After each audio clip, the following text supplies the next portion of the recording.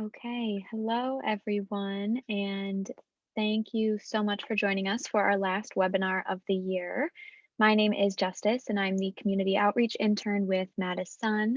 In just a moment, I'll pass it over to my colleague Sam Deniski, who will be leading the presentation.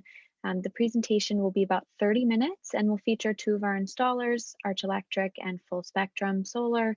Then we'll leave time at the end for an open question session. If you do have questions throughout the presentation, though, feel free to put them in the chat, use the Q&A function or the raise hand function, which should all be options on the Zoom menu bar.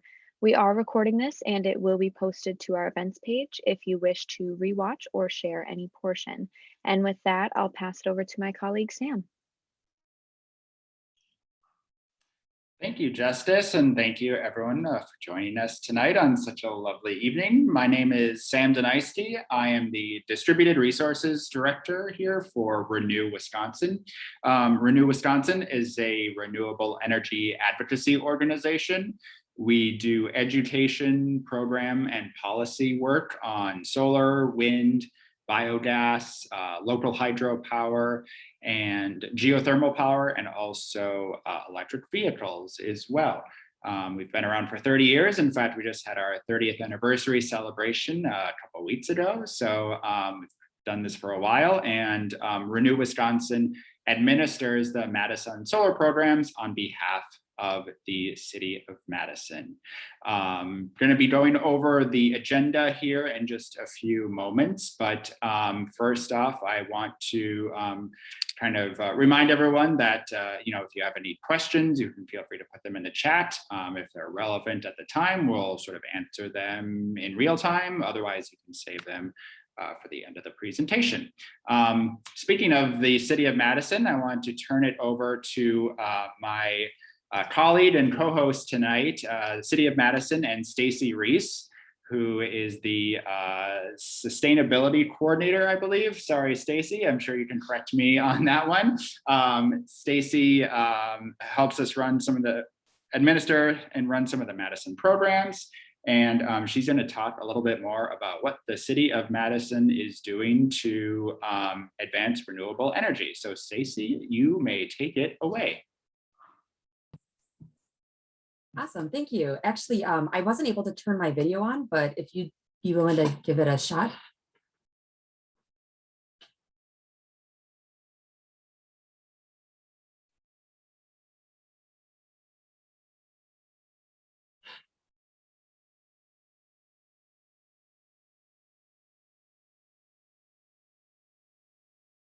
Sorry, what'd you say, Stacy? Oh, I was not able to turn on my camera. Oh, that's okay. Oh, sure. So my name is Stacy Reese. I'm the Sustainability Coordinator for City of Madison, and my role is all things sustainability related for the City of Madison. But our big to-do, first and foremost, to address our emissions is our goals for 100% renewable energy and net zero carbon. And we are looking at this from both our city operations, where we're looking at our own facilities and our own buildings, to see if we can bring down all of our energy use, overall consumption. We're looking at our transportation footprint, looking at alternative fuels, and electrifying our fleet. And then lastly, we want to then forge forward with a goal of 100% renewable. So we are doing a lot of our own solar installations behind the meter, with whether they're rooftop installations or ground mounted solar installations. We've been doing that for over a dozen years, and last year we hit 1 megawatt, which is a pretty big number for us here at the city. And now we are doubling down with our own solar installations. We are using through the Green Power Program, which is a program where we hire underrepresented members from our community to learn the trades of solar. And so now we are doubling our investment in that, so that we can hit 9 megawatts by the end of this decade. We are also looking at utility scale solar installations. Just to give you a little sneak peek into energy use for the City of Madison, with our 1 megawatt of our own solar installations on city facilities, that's about 2% of our electricity load. So we really have to think of those large utility scale solar farms in order to reach our goals. So we are purchasing renewable energy credits from 5 solar arrays throughout rural Wisconsin. That's going to get us 37% closer to our 100% goal. We just broke ground a few weeks ago on the Hermsdorf solar farm, just north of the landfill on the southeast side of town, where that is a solar farm that's actually at 8 megawatts of solar, where the city will be off taking 5 megawatts of that solar. And the school district, the Metropolitan School District, will be taking 3 megawatts. And that'll get us 19% closer. Add that up with our utility mix, and we're about 74% to our 100% goal for city operations. So that's really, really exciting. That being said, the goal about 100% net zero carbon is not just for city operations, it's also for the greater Madison community. And so that's why we're so excited to work with Renew Wisconsin on the MadiSUN program, starting since 2016 with the residential group buy, expanding it out for incentives for businesses to install solar on their rooftops. And then lastly, the expansion to a backyard grant program where affordable housing providers and nonprofits can also competitively apply for grant funding towards their solar array. So again, really excited to have MadiSUN off on another year, that we want to push as much solar out there into the community as possible. And the city wants to make it easy and sweat-free to get solar on your rooftop. So I'm glad for you to join us here this evening to learn more about the MadiSUN program, and we look forward to hearing your questions, and feel free to reach out on any sustainability questions to myself here at the City of Madison. Thank you. Fantastic. Thank you so much, Stacy. Really excited to have you here with us tonight. Representing the city and kind of talking about what the city wants to do. The city obviously has a very ambitious goal, and we definitely want to try to help get to that goal. So in doing so, we're going to be talking about solar tonight, specifically about home solar or residential solar. This is our agenda. We're going to go through a little bit of just kind of the basics on how solar works. We might all be coming to the table tonight with different amounts, different varying levels of knowledge and information about how solar works. So we're going to make sure at least everyone has, kind of a ground level. We're going to talk about some good reasons as to why to install solar. We're also going to move on then and talk about probably what most of us are most concerned about. That's the economics, some of the incentives, some of the financing options available for our solar systems as well. Then we'll close it off by talking about kind of the process and some of the steps to follow. And then we'll finish it off, hopefully, with your questions and answers to those questions as well. So I want to start, like I said, by kind of talking just about in general about how solar works. Solar PV, when we're talking about solar, by the way, we're talking about photovoltaic, so not solar hot water, not those big solar arrays in the desert that kind of focus or direct sunlight and heat up and provide heat. We're talking about solar electric systems. And so when we want to talk about that, solar PV has been around for a long time, but kind of it has not really picked up momentum just until like the last about 5 or 10 years or so. So a lot of people view it as kind of new technology, even though it has been around for a long time. And because people view it as kind of this new upcoming technology, people think there's, a lot that goes into a system, it's really confusing, things like that.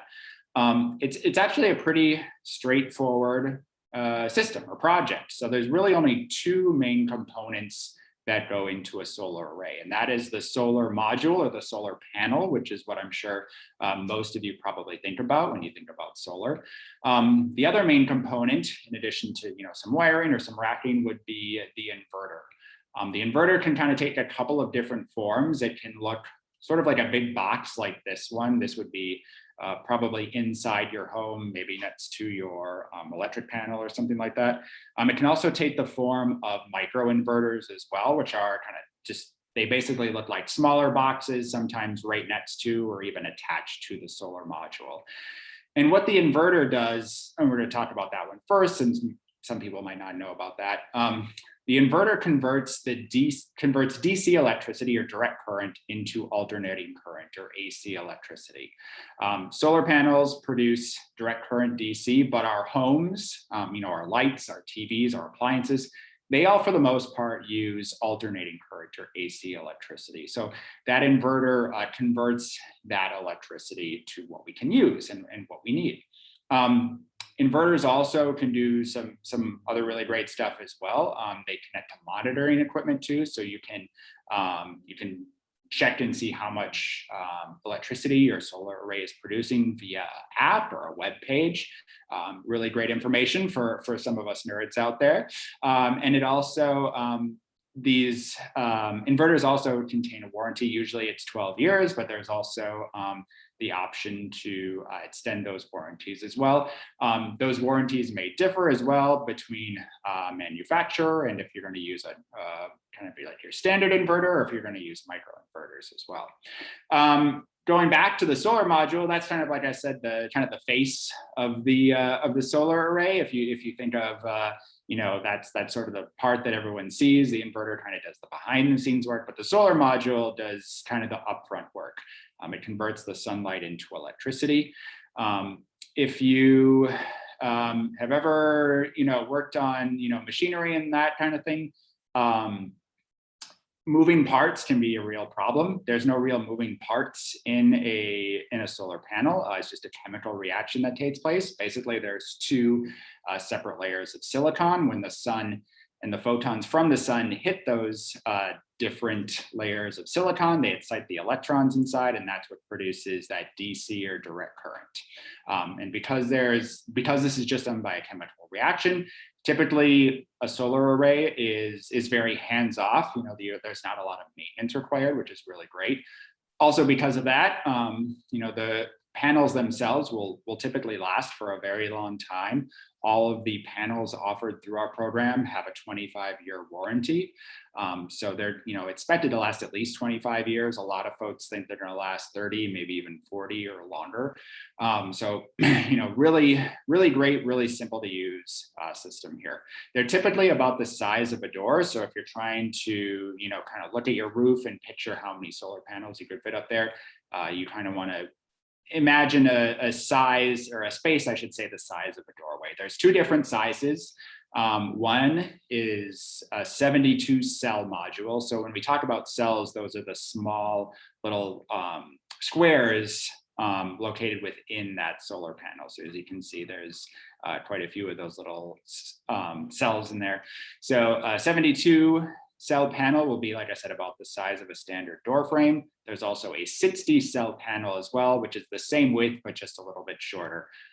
They both produce electricity in the same way. The only difference is one is a little bit smaller because at times you might need a smaller solar panel in order to fit it into the right space. But for the most part, the main takeaway from this slide is that there's not as many working components to a solar array as you might think.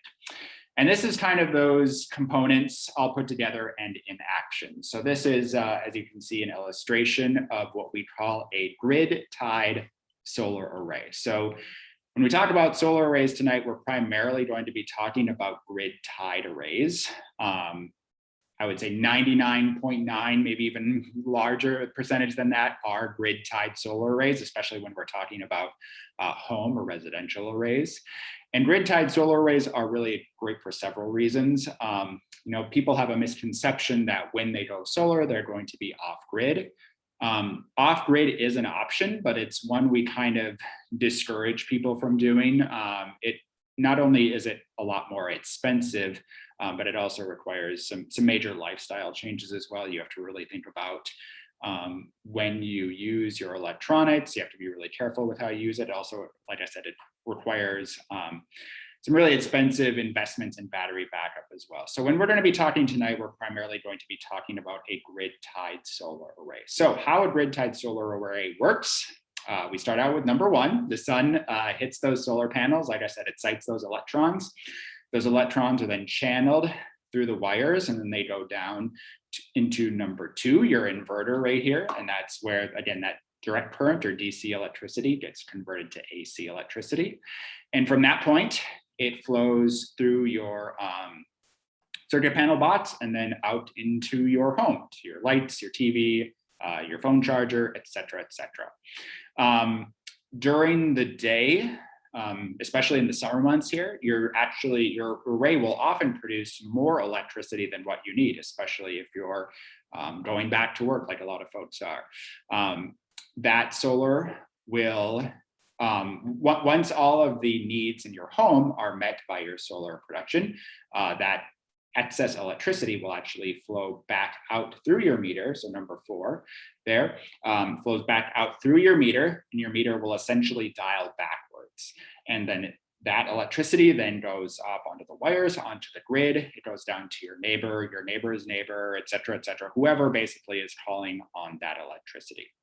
Then at night, or on very cloudy days when maybe your home is using more electricity than your panels produce, you'll be able to take in electricity off the grid. So number 5, just how you would normally use it now. At that time, your meter then will again dial forward as it typically does. And then a big reason why grid-tied solar arrays are so great is you just pay the net of that meter. It's called net metering. We're going to get into it here in a second. So from a net metering standpoint, a grid-tied solar array is really great because, at least from a utility bill standpoint, it sort of acts as a virtual battery. So it's really great for that reason. The other, maybe more important reason why it's great to have a grid-tied solar array is because you're going to be able to basically live your life the same way you have been living it. You'll be able to turn on your TV at night. You're going to be able to run your dishwasher on cloudy days, things like that. So those are just 2 main reasons why grid-tied solar arrays are so important and so really great, not just for the ease and sake of our everyday lives, but also for our pocketbooks as well. Because like I said, you can kind of continue to use all your appliances and electric the same way. And also, like I said, because you can actually save a whole lot of money on your utility bill. So like I said, the process by which your meter dials forward and then dials backward is what we call net metering. So this is a fun little graphic here that kind of shows how that works. So as you can see, at night, your meter will click forward as it normally does. Sorry, this illustration is really fast moving. And then during the daytime, when your array is producing more electricity, it will actually dial backwards. So for the most part, residential solar arrays will get a 1-to-1 credit. So, if you export 100 kilowatt hours, let's say, onto the grid, you'll be able to import 100 kilowatt hours off the grid. How the utility calculates that can be a little different, whether you're an MG&E or whether you're an Alliant. But for the most part, it's going to be essentially a 1-to-1 credit. So it's really great because you can essentially bank energy, electricity, I should say, during sunny periods of the day, use it at night, use it during cloudy periods as well. If you're an MG&E customer, which I think most of us are, not only can you roll it over day to day, but you can actually roll it over from month to month. So it's really great. You can actually bank electricity during the summer months and then kind of apply it during the winter months. I like to call it rollover electricity. For those of us that remember rollover minutes on a cell phone, it's becoming kind of an antiquated analogy at this point, but that's kind of the best analogy that I can give for net metering. This is maybe a better or a better visual description of what net metering looks like. So on this graph, this is the production and consumption at a real home in the city here with solar. So this area here under red, that's where that person's home is consuming electricity in real time. And this is over the course of a 24-hour day. The area in the green, that's when that person's solar array is producing electricity. And the area in blue where they overlap, that's where the solar generation is being used in real time. So as you can see, that area in blue is actually somewhat small. So what net metering does is it basically allows us to take this area in green and kind of push it in, shove it into where the areas in red would be. So again, it's just a really great example of how net metering works on like a day-to-day basis. This person is consuming a lot of electricity here in the morning before the sun comes up. Then when the sun does come up, their solar array kicks in, all of their electricity needs are met and then some. So they export to the grid. Then at night, when the sun goes down, their electricity consumption kind of stays the same, more or less. It actually might even peak a little bit here in the evening hours, probably when they're making dinner or something like that. But the important part is that excess electricity that they produce during the day can offset what they use at night and in the early morning hours. So this is really just a good visual representation of just how net metering works. And we can go through that more if there are questions at the end as well. The last thing I want to talk about here before I let the time get away from me is what makes up a solar ready home. So we kind of talked a little bit about how solar works, but it's important to kind of set the stage for how solar works as well. So when we look at homes that are good fits for solar, the first thing we look at is shading. Are there trees or other buildings blocking your roof? If there are, that's going to seriously limit the amount of electricity you can produce. And that's going to factor into things like your return on investment and other things like that as well. So that's the first thing we look at when we're consulting homeowners for solar, is how shaded their roof is. The second thing we talk about to them is the age of their roof. I mentioned before that the solar panels will last for 25 years. That's basically the same length of time as your typical shingle roof that you see here in the picture. So ideally, we want homeowners to go into a solar project with as new of a roof as possible. The reason for that being, if you have to re-roof or re-shingle your roof, I should say, halfway through the lifetime of your solar panels, you're going to have someone come in, disconnect those panels, redo the roofing, and then come back and re-rack and reconnect those solar panels. So it's possible, but it is definitely going to, you're going to incur some more costs that way. So that's why we encourage folks to, if they already have a, 15, 20, 30-year-old roof, do the roofing first and then install the solar. South-facing roof is certainly best. Now, however, thanks to increases in panel efficiency and technology, and also through net metering policies, east and west facing roofs are okay as well. Really, the only roof we don't want is a roof that faces north, especially in the somewhat far northern hemisphere. It's just not going to produce enough electricity to offset your needs. And then last, but certainly not least, we look for an energy efficient home. So if you have a home with outdated appliances, maybe outdated insulation as well, if you have an older air conditioning unit, you definitely want to make those upgrades first. Go through the trouble of installing LED light bulbs and upgrading your appliances and things like that. The cheapest kilowatt hour is the one you never have to consume in the first place. So we definitely want to make sure that folks know that if you make your home really energy efficient right at the start, you're not going to have to purchase as large of a solar array, and your return on investment time is just going to be that much quicker. So that concludes kind of the first section of our talk tonight. I forgot to mention, but we do have two of our installers on with us tonight. We have Chad from Full Spectrum Solar, and we have Stanley from Arch Electric.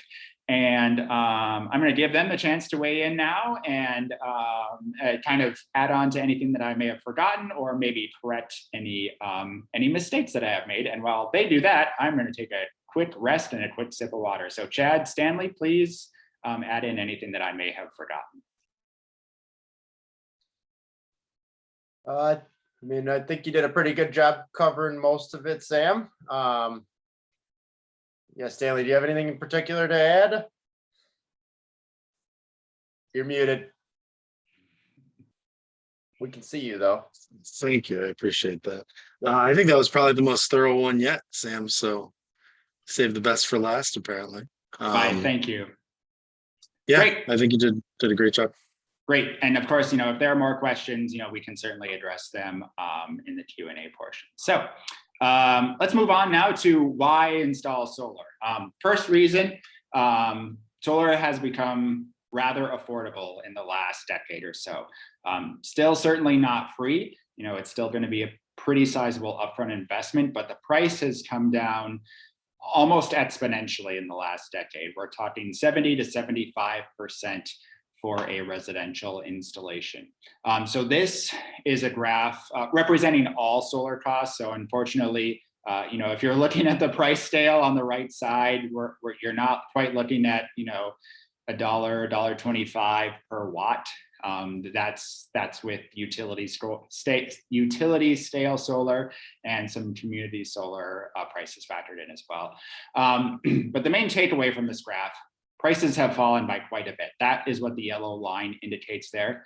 One of the main reasons for that price decline, we talked a little bit about the increases in technology and efficiency, but perhaps the bigger reason is indicated by the blue bars, and that indicates how much solar we have installed as a country over the last decade. So as our installations increase, as we bring in really big economies of scale, the cost of solar is able to come down a bit. So we're talking about, countries like China, Germany, South Korea, investing not only in solar panel production, but just really going all in on solar. That has allowed that price to come down quite a bit. We're going to get into more about pricing here more specifically in just a couple of slides, but I just want to point that out because the cost of solar is really what's driving the changes that we've seen over the last decade.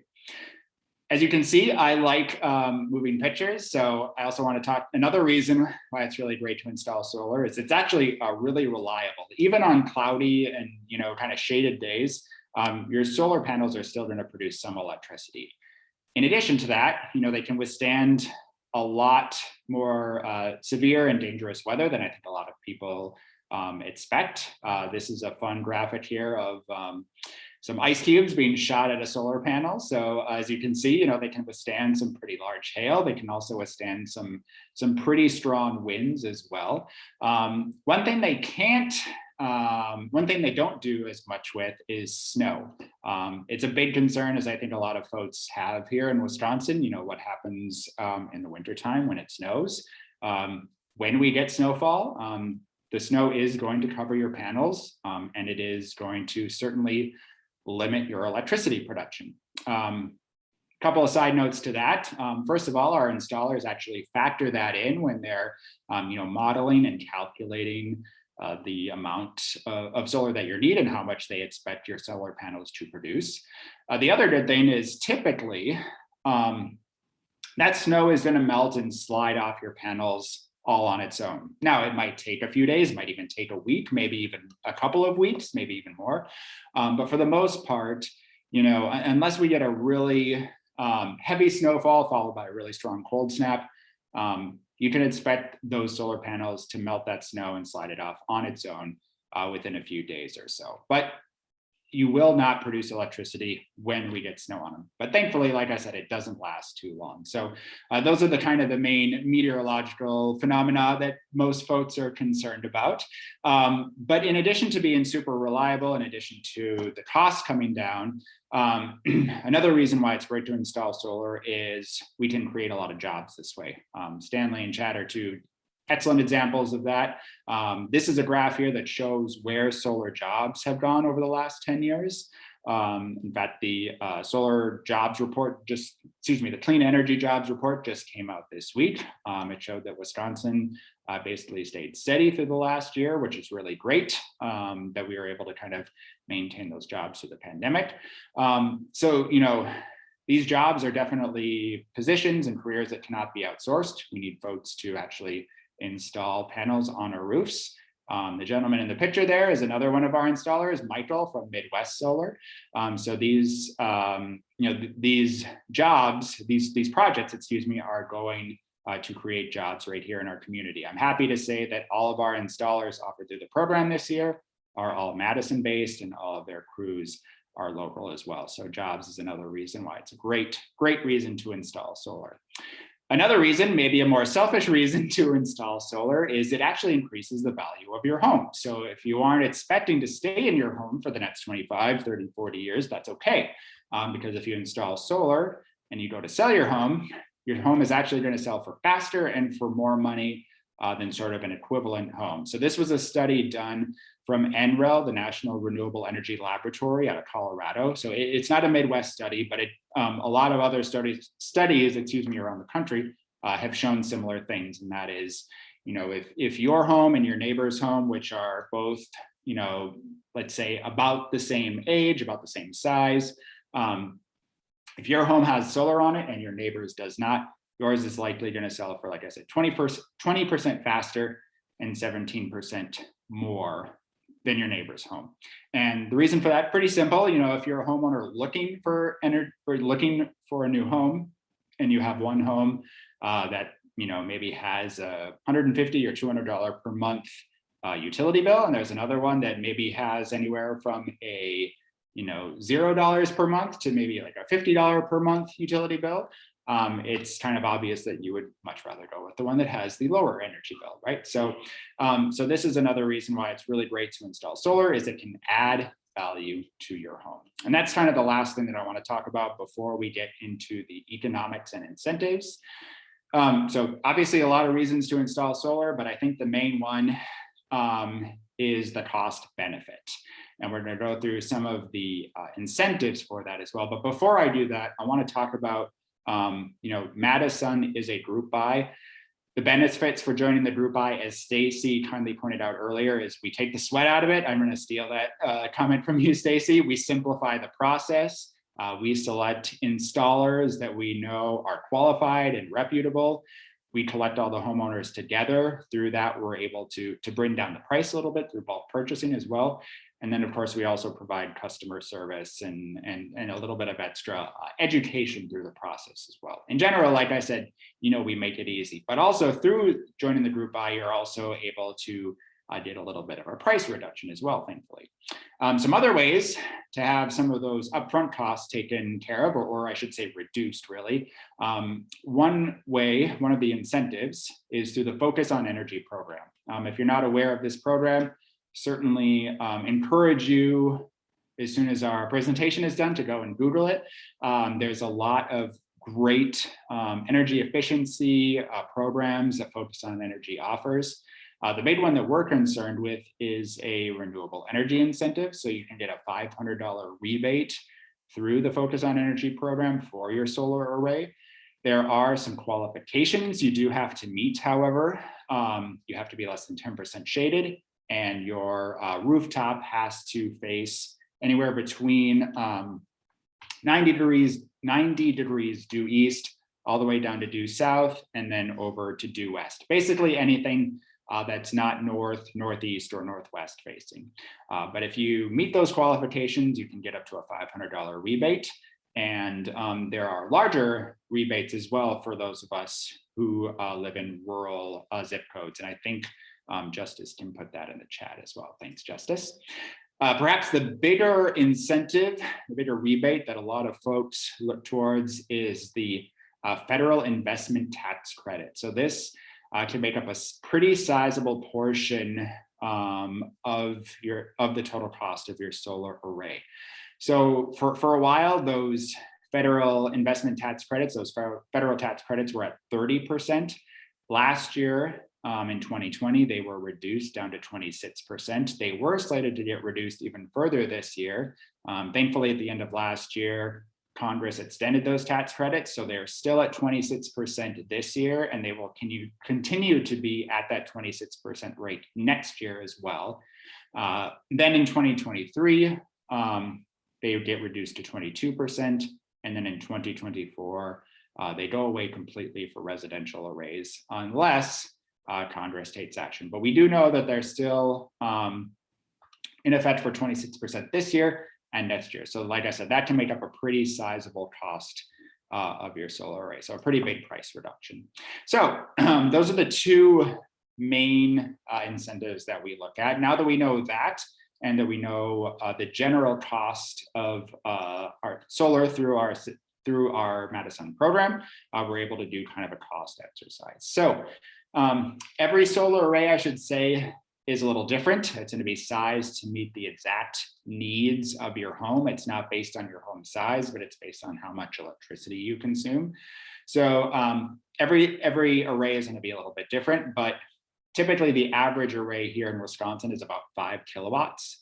So a 5 kilowatt array through the MadiSUN program is going to cost approximately $14,500. Again, that exact figure is going to vary not just by size, but also depending on which panels you choose and other things like that. So, so if we take kind of this hypothetical array, if assuming you qualify for a focus on energy rebate and also the federal tax credits, that can reduce the total cost, the out-of-pocket cost of your solar project by quite a bit.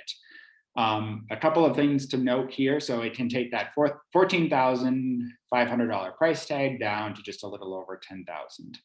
A couple of things to point out here. Both of these incentives come after you install your solar array. So something to think about if you're trying to calculate how much you need to finance, or if you're just thinking about paying out of savings or out of pocket. You do need to factor in the upfront cost. That's what you're going to have to pay right away. The Focus on Energy rebate is a relatively simple application to fill out. That money would come after you install your array. The tax credits would come at the end of the year. So when you file your taxes, if you were to install a solar array this summer or this fall, then in 2022, when you go to file your taxes, that's when you would get that investment tax credit back. So a couple of things to keep in mind there is in terms of kind of the timelines for what you should be looking at for when to expect rebates and things like that. So there might be questions on this. We can take them now if there are. Otherwise, we can kind of keep on and we can go over that maybe a little bit here in the Q&A section. So now that we know kind of the out-of-pocket cost for our solar array, we can calculate the value of that solar array as well. So if we take that same hypothetical 5 kilowatt array, multiply it by 1,300 hours, which is the average production time in Wisconsin here. So typically in the Madison area, we average about 1,300 sunny hours per year. Obviously, that can change quite a bit from year to year. If we have a really stormy year, that's going to be lower. If we have a dry, sunny year, which is what we've had for the most part this summer, we're actually going to get more than that. I think, honestly, this is kind of a conservative estimate. But if we take, like I said, that 1,300 hours times our 5 kilowatt array, that means our solar array will produce approximately 6,500 kilowatt hours. And then by that, we can multiply it by our electric rate. If you're on Madison Gas and Electric, your electric rates are 13.6 cents per kilowatt hour. If you're on Alliant, it's a little bit lower. So with that, we can figure out basically how much annual savings our array will make for us. So like I said, if you're in MG&E territory, that equates to about $800 per year, in energy savings. If you're in Alliant, a little less than that, about $720 or so. If you're on a municipal utility, like a Sun Prairie or a Wanakee, where your rates are even lower, that unfortunately will amount to lower savings, but it does mean that you've been paying lower electrical rates as well. So now that we know that, we can also calculate a simple payback. So most solar arrays take about 10 years. Most residential solar arrays take about 10 years to pay for themselves. Obviously, that figure can change quite a bit, depending on everything from, what kind of weather patterns we get in the year, how and when you use your electricity, especially if you're on a time of use rate below. So this can vary quite a bit. Can also vary depending on how shaded your home is as well. Can vary by quite a bit. But basically, 10 years is kind of the general payback that we look at for a typical solar array. You can reduce that by going to time of use rate. So in a time of use rate, your utility, will charge you higher amounts for electricity for on-peak times, which is typically during the day and kind of the afternoon and in the early evening hours. And they'll charge you a lower rate during what we call off-peak hours. And those rates can vary quite a bit depending on which utility and the time of year and things like that. So I don't want to get too into the weeds that, because those can vary quite a bit depending on which utility you're on. But essentially, even if we take kind of that 10-year estimate, this is going to equate to over $20,000 in savings. If your solar array lasts for 30 years, it takes you 10 years to pay it off. That essentially amounts to at least 20 years, probably 25 or 30, in very reduced electricity rates, in utility bills, I should say. The panels do degrade a little bit. I probably should have mentioned that, but they degrade at a very small rate. So even after 20 years, you're still going to be producing quite a good amount of electricity. So I think that's it for the most part. I did want to go on to some of the steps to installing.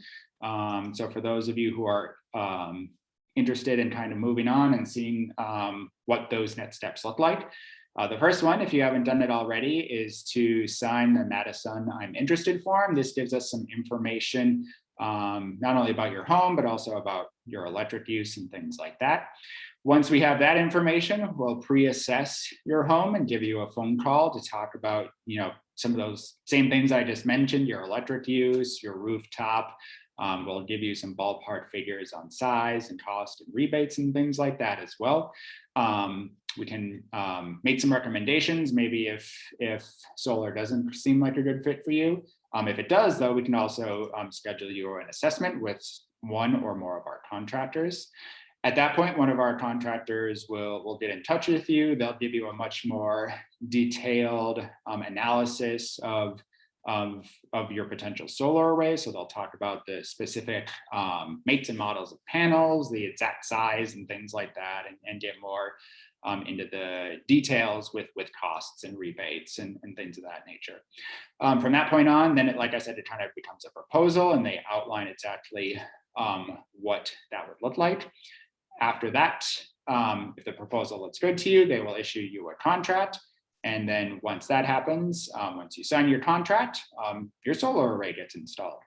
Typically, I think our contractors are anywhere from about 2 to 3 months out now from initial assessment to actual installation. They can correct me if I'm wrong.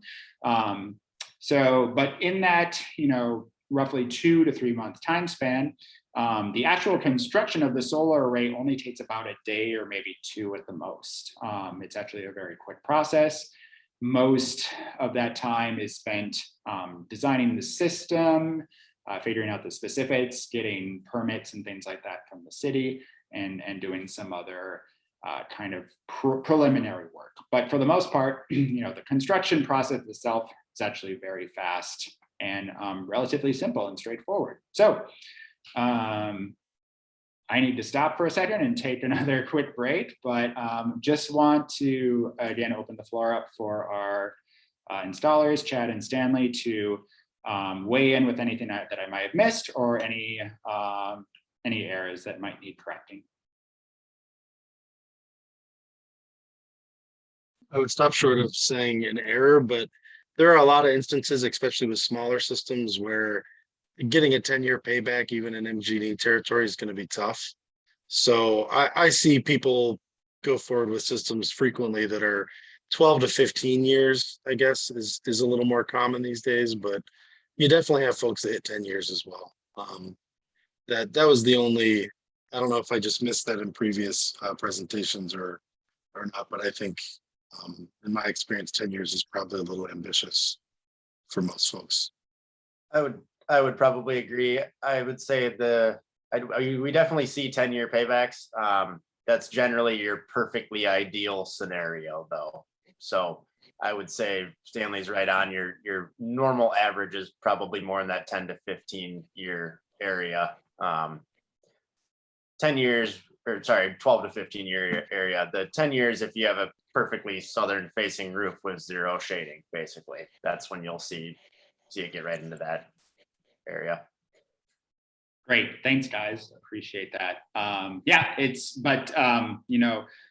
some things to point out is, when we're talking about home remodeling projects or home energy projects, a solar array is a lot easier and a lot faster to calculate than, say, your return on investment for siding or for windows or things like that. So it is a really great investment, like I kind of pointed out, for many different reasons. So thank you for that, guys.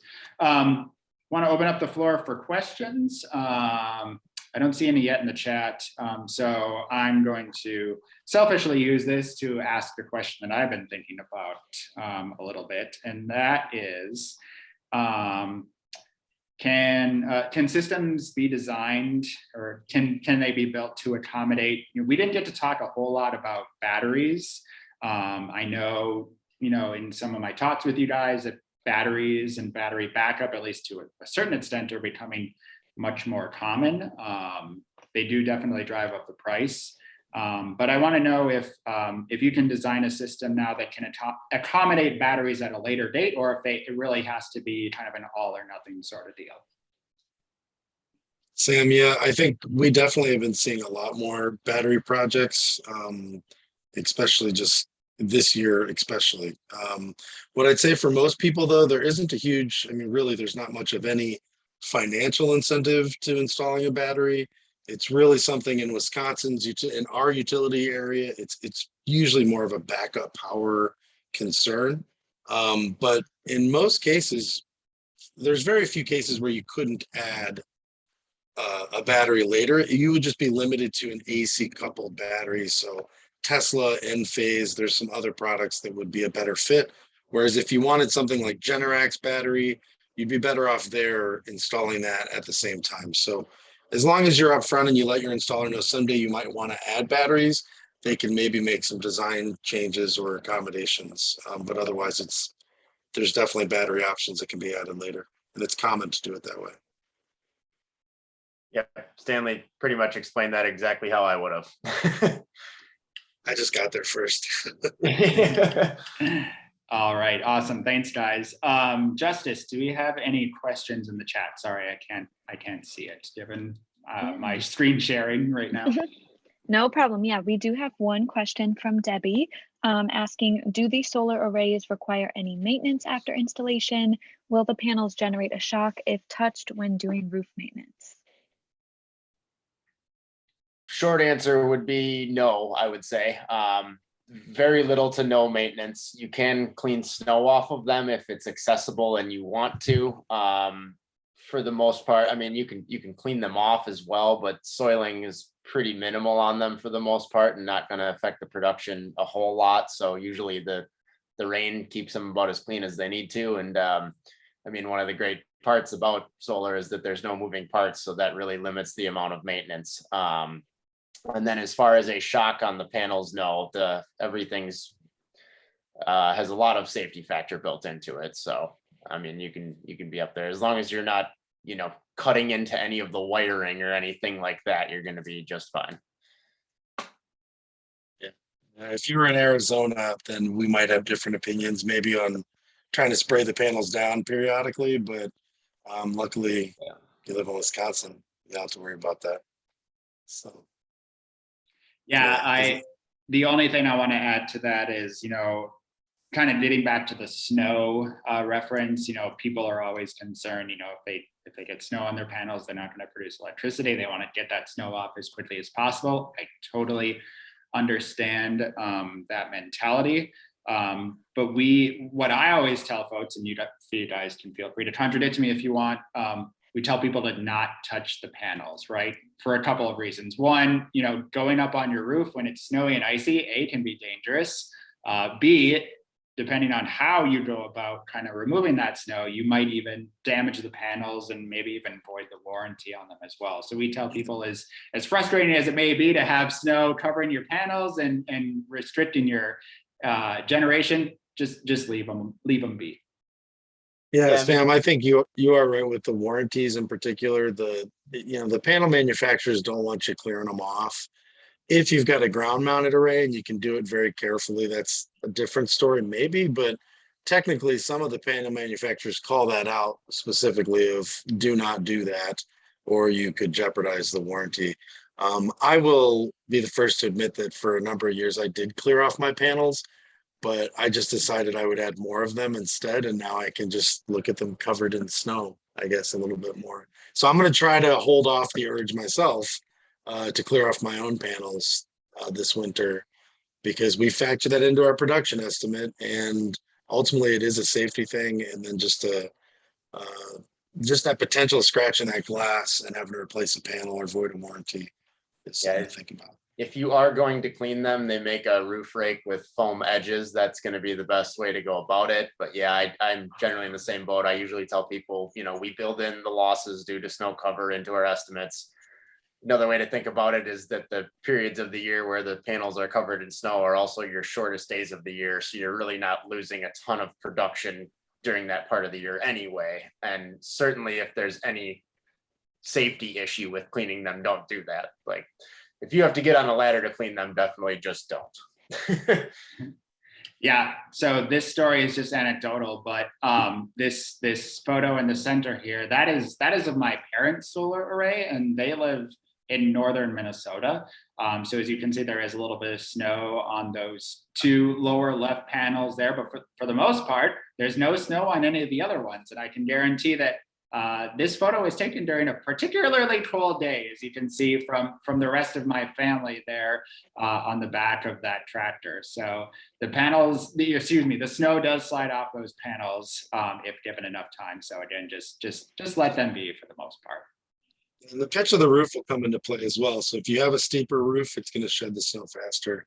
If you've got, like I do, more of a 412, a more subtle pitch, the snow's going to be there, and a good installer is going to factor something in for that. So, Justice, any other questions? Yes, we do have another question from Noel. I heard 2 to 3 month time frame to design the system. Is it getting too late in the season to get solar installed this year? Better to wait till spring. A very good question. Guys, how would you answer that? yeah, I mean, I don't know about the other folks, but at Arch, we tend to work all winter long. We definitely have days where we have to call the installers off that, hey, it's not safe to be out there. But they generally would prefer to work. If I were them, I would have different opinions. I would probably just hang out for at least a month or so during the winter. But is it too late to get in? I'd say I would stop short of guaranteeing anybody an install this year. In the next week or so, we're going to be at a point where we start to tell people maybe it's a coin flip. And then a week or two out, it's more, hey, we don't think we'll get to you, but we can try. And you just start to plan that way. Ultimately, the tax credit's going to be 26% next year. So if the system's not finished till then, it's not a question of if you'll get the money, it's a question of when. So that can be a serious consideration, but I don't think by not getting it in this year, you necessarily have to wait until spring either, is what I'd say. Yeah, I kind of cut out there for a minute, but I think Stanley was pretty much saying about where we're at as well. Yeah, we install all through the winter. So obviously the installation process slows down a little bit. And if we have heavy snows, it's hard to, get out there the next day and get a whole lot done. But yeah, we certainly install all the way through the year, but we're also getting very close to that cutoff point where we're almost booked out, probably into somewhere in November at this point. So it's getting close to that point where we're not going to be able to guarantee an installation this year. The bright side is that the tax credit's not going down next year. So not going to lose out on any money by missing the end of the year deadline. So. Yep, and it's important to point out that it's not a kind of a make or break deal. If you don't decide that you want to go forward until November, you can always just wait until whenever you folks have the opportunity to install. Right? There's no cutoff. There's no hard cutoff here, I guess is what I'm trying to say. I don't want to deter anyone from taking the time to make the right decision for themselves. Okay, we have a couple minutes left. Justice, are there any other questions? Not at the moment. If not, I do have one other one, and that kind of goes back to, I think, Stanley, you mentioned about the angle at which the panels are mounted. Are all panels basically now flush mounted to the roof, regardless of the roof angle of your home? Yeah, unless you've got a flat roof. I have seen a couple residences in Madison with kind of interesting designs with a flat roof, in which case you look at a ballast and a tilt up type of arrangement. But it's just, I mean, you can see like the kind of picture of the site behind, like it just looks a lot better. There are folks that still will do on commercial buildings, kind of, rural setting, maybe you would tilt up, but I don't know, the added cost, the extra wind loading and the aesthetics, generally we want those things flush. And if you're going to get a little bit less production at a certain pitch over the course of the year, if you got space, you can add a couple panels to make up for it, but that's always going to be, in my opinion, a better option. Yeah, and in my experience, if your roof has any pitch to it at all, really, the added cost of the tilt up racking and hardware is not really going to offset the added production that you would get from being at a slightly more ideal angle. So like Stanley said, you're better off just adding an extra module for that extra production versus trying to tilt them up. So great. Want to thank you both very much for joining me tonight. I really appreciate your expertise, especially on the technical side of things, and keeping me honest too when we start talking about return on investments and things like that. Also, certainly, definitely want to thank Stacy Reese and the City of Madison for allowing this program to even exist. I think I speak for both of our installers to say these programs are really necessary, not just to increase the amount of solar in our community, but also to increase education and awareness. As these two gentlemen just pointed out tonight, it is really beneficial to have access to information from these folks. So I just want to thank both of you again, and thank Stacy as well, and thank everyone for joining us tonight. I would also just, being the last webinar, I want to thank Justice for all the hard work, and you as well, Sam, for setting all these projects up for everybody. Thank you guys. My pleasure. thanks, guys. Thank you for joining us. All the And work. again, the webinar will be recorded. So if you missed anything, feel free to go back and review it. But thank you again, and have a great night. Have a good night, everyone.